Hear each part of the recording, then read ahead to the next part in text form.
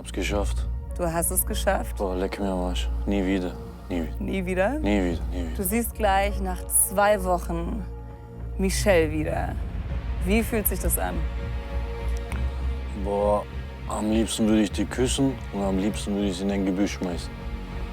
Also jetzt ist die Frage, küsst du die erst oder schmeißt du die erst in Gebüsch?